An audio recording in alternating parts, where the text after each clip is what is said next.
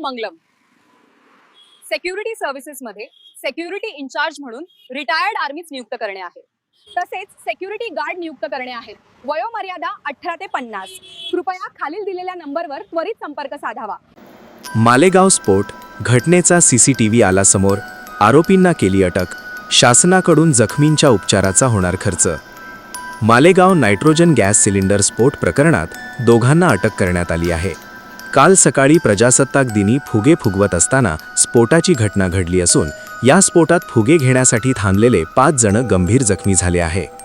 यावेळी युवा सेनेचे आविष्कार भुसे आणि त्यांचे कार्यकर्ते यांनी घटनास्थळी धाव घेऊन लागलीच गंभीर जखमीला तातडीने नाशिक येथे उपचारार्थ हलविण्यात मदत केली. या स्फोटामुळे परिसरात एकच खळबळ उडाली.